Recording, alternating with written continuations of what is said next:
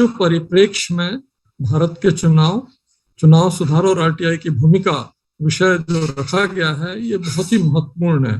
क्योंकि मैं सदैव किसी भी कार्यक्रम को, किसी भी ऑर्गेनाइजेशन को, किसी भी सिस्टम को जब देखता हूँ तो मैं ये मानता हूँ कि इन सब की उपादेयता तभी साकार होती है जब वो सबसे गरीब व्यक्ति तक पहुंचकर उसको लाभान्वित कर सके, उसकी कठिनाइयों को दूर कर सके, उसके लिए ऐसा कुछ कर सके कि उसके जीवन शैली, उसके जीवन स्तर में परिवर्तन आ जाए। और इसीलिए चुनाव आयोग में रहते हुए भी हम लोगों ने ये कोशिश की कि उसका सशक्तिकरण हो। अभी तक क्या होता था कि जो शिकायतें आती थी उनमें से 99.99% सब आधारहीन मिलती थी और उनकी जांच में बहुत ज्यादा धनराशि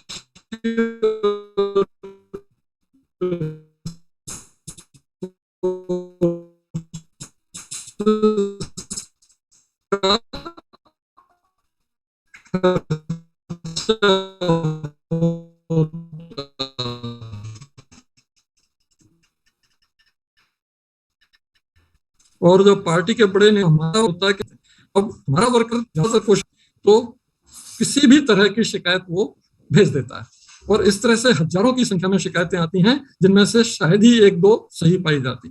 तो इस तरह के waste of energy, waste of time, इसको रोकने के लिए जो आत्मदीप जी ने बताया, एक सिटीजन विजिलेंस सी विजिल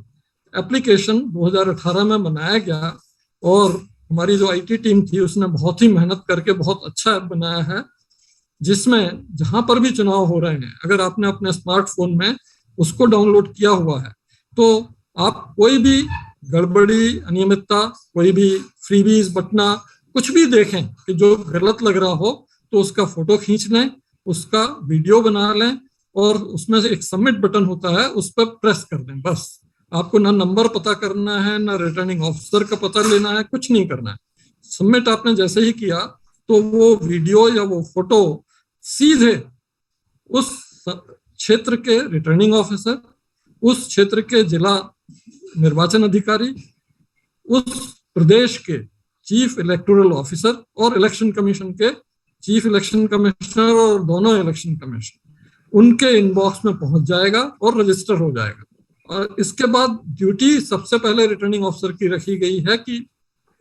प्राप्त होने के 100 मिनट के अंदर ही वो इस शिकायत की जांच कर लेंगे। जांच में जो तथ्य पाए जाएंगे उसके अनुकूल एफआईआर दर्ज करना, अरेस्ट करना, सीजर करना, जो भी उचित होगा वो भी कर लेंगे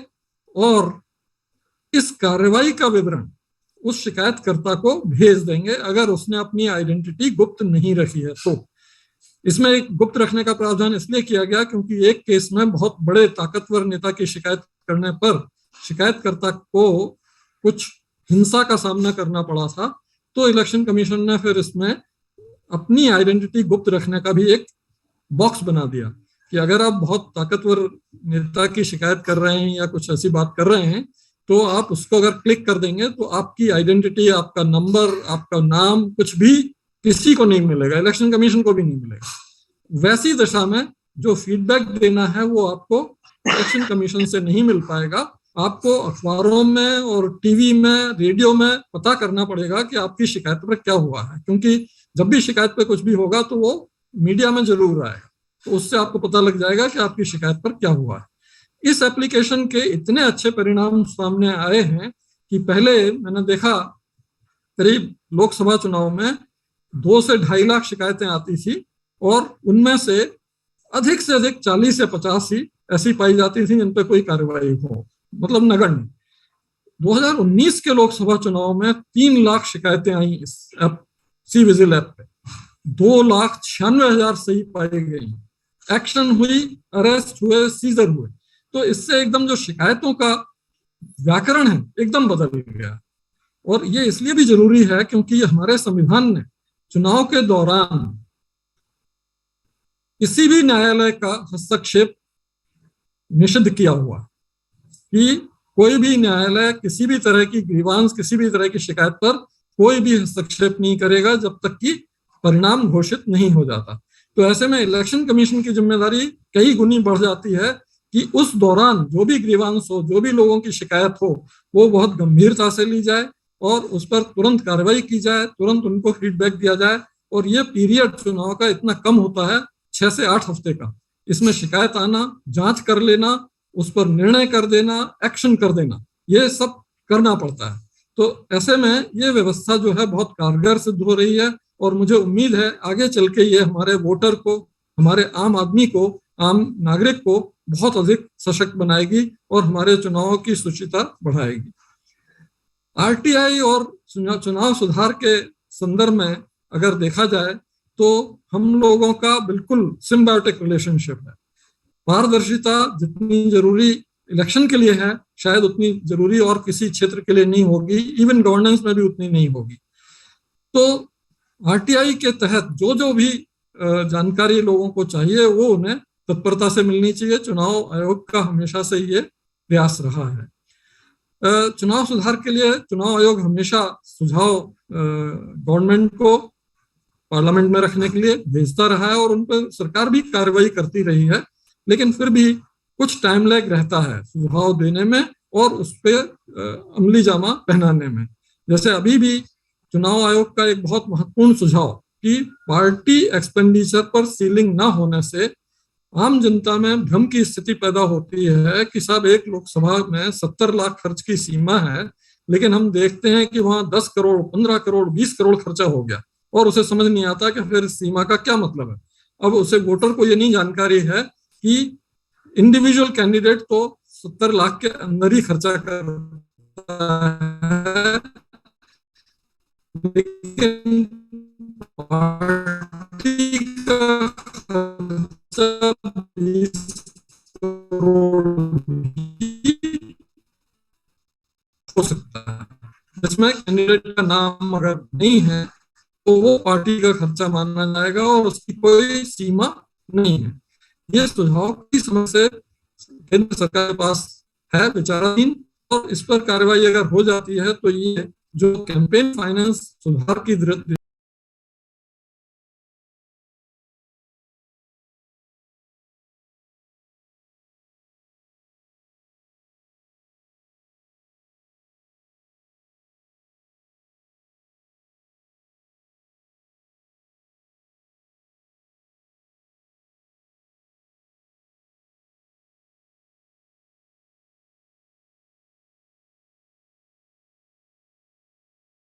Recording in progress. 2017 में जब चुनाव हुए तो जो अपोजिशन कैंडिडेट हारा उसने रिगिंग के सारे प्रमाण सुप्रीम कोर्ट में प्रस्तुत किए और सुप्रीम कोर्ट ने उन्हें सही मानते हुए चुनाव रद्द कर दिया। उनके कानून में यह प्रावधान है कि अगर चुनाव रद्द हो जाता है तो अगले 60 दिन में पुनः चुनाव कराया जाना होगा।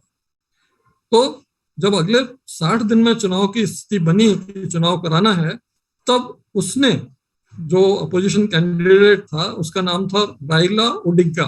और जो जीता था वो था उहुरु केन्याटा। और राइला ओडिगा ने कहा साहब मैं चुनाव नहीं लड़ूंगा, नहीं खड़ा होऊंगा इसमें, क्योंकि इस समय ना तो सुप्रीम कोर्ट इस स्थिति में है कि वो कुछ सुन सके, उसका कोरम ही पूरा नहीं हो रहा है, और इलेक्शन कमीशन भी आधा अधूरा है, उसमें भी कई लोग गायब हैं ही नहीं, पता नहीं कहाँ चले गए हैं, क्या हुआ है उनके साथ, इसलिए मैं चुनाव नहीं लड़ूंगा। और उस चुनाव में 2017 के कुल पोलिंग जो है 39% हुई, जो रजिस्टर्ड वोटर हैं उसके 39%, और 99% वोट उहुरु केन्याटा को मिले, सारे वोट उन्हीं को मिले, मतलब और कोई वोट डालने आया ही नहीं, सिर्फ उन्हीं के समर्थक वोट डालने आए। वहां के कानून में यह है कि 50% से ज्यादा वोट मिलना चाहिए तब आप जीते माने जाएंगे। अगर अपोजिशन कैंडिडेट खड़ा होता, बेईमानी नहीं होती तो शायद वही जीतता, लेकिन 39% वोट पड़ने पर 99% वोट पाकर वो जीत गए थे। वही चीज इस बार भी हुई। अभी राइला ओडिंगा ने यही आरोप लगाया है कि साहब 1% का फर्क है वोट में हमारे और उनके में, उनका 50 पॉइंट कुछ है, हमारा 49 के लगभग है, और इसमें काफी रिगिंग हुई है क्योंकि 2 इवेंट उन्होंने बताया। एक तो यह कि जिस क्षेत्र में ज्यादा गड़बड़ी हुई है वहां के रिटर्निंग ऑफिसर का मर्डर हुआ, उनकी बॉडी पाई गई और वो पता नहीं चला कि किसने मारा, क्यों मारा, कहाँ हुआ, और दूसरी चीज जो इलेक्शन कमीशन ने चुनाव परिणाम की घोषणा की, उसमें 7 सदस्यीय चुनाव आयोग में से सिर्फ 3 सदस्यों ने, चेयरमैन और 2 लोग और, उनने घोषणा की। 4 सदस्यों ने बॉयकॉट किया, ये कहते हुए कि ये चुनाव बहुत ओपेसिटी से ग्रसित रहे हैं, इनमें पारदर्शिता का अभाव रहा है, इसलिए हम अपने आप को इससे दूर रखेंगे। तो ऐसे में वहां चुनाव होते हैं। और ऐसा अगर आप देखें तो अपने यहाँ के पिछले 75 साल में जितने भी चुनाव हुए हैं, कभी ऐसी स्थिति नहीं आई है। इसी तरह से आप सबसे ज्यादा विकसित डेमोक्रेसी को तरफ अगर नजर दौड़ाएं तो लास्ट प्रेसिडेंशियल इलेक्शन के बाद जो वहां पर हुआ वॉशिंगटन डीसी में, कैपिटल तक को स्टॉर्म कर दिया लोगों ने, इस वजह से कि कुछ झूठे सच्चे तथ्यों को तोड़ मड़ोड़ के पेश करके उनको उत्तेजना दी, और उस उत्तेजना के फलस्वरूप उन लोगों ने कैपिटल को स्टॉर्म कर दिया। तो ऐसे परिप्रेक्ष्य में अगर आप देखें तो हमारे यहाँ के चुनाव बहुत फ्री, फेयर और क्रेडिबल रहे हैं। और इसका बहुत अच्छा प्रमाण रहा है डॉक्टर आर.सी. गुहा का ये कथन, जो उन्होंने इंडिया एट 70 कॉन्फ्रेंस में बोला था कि अगर भारत किसी एक चीज पर 70 साल बाद, आजादी के 70 साल बाद गर्व कर सकता है तो वो ये है कि हर चुनाव समय पर संपन्न हुआ, कभी भी डिले नहीं हुआ, हर चुनाव समय पर संपन्न हुआ और फ्री, फेयर और क्रेडिबल तरीके से हुआ, और सारी पार्टियों ने, सारे दलों ने उसको बिना किसी हिंसा, बिना किसी मीन मेख के स्वीकार किया। नहीं तो कई डेमोक्रेसीज में हिंसा होती है, तरह तरह की बातें होती हैं, वो सब यहाँ नहीं हुआ। तो इससे बड़ा और क्रेडिटेबल चीज हो नहीं सकती। लेकिन इसके बाद भी अभी बहुत कुछ सुधारा जाना बाकी है। जैसे कैंपेन फाइनेंस में, या जो डोनेशन मिलते हैं पार्टीज को, जो उनका अकाउंट रखा जाता है, उसके बारे में भी इलेक्शन कमीशन ने काफी सुझाव दिए हुए हैं। दूसरा, media, paid news, fake news, social media, इसमें भी सुधार की काफी गुंजाइश है और किया जाना जरूरी है, और इलेक्शन कमीशन कर भी रहा है, काफी तरफ कोशिश कर रहा है।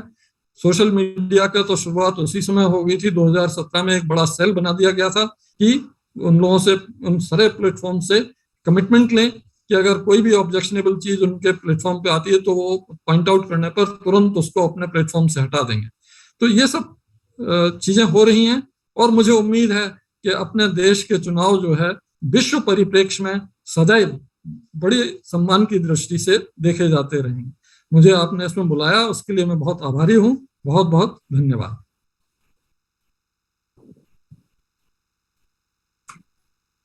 जी माननीय रावत जी, बहुत बहुत धन्यवाद आपका। और कार्यक्रम में आगे मैं मध्य प्रदेश राज्य सूचना आयुक्त और इस कार्यक्रम के अध्यक्ष माननीय श्री राहुल सिंह जी को आमंत्रित करूंगा। Sir please. धन्यवाद शिवानंद जी।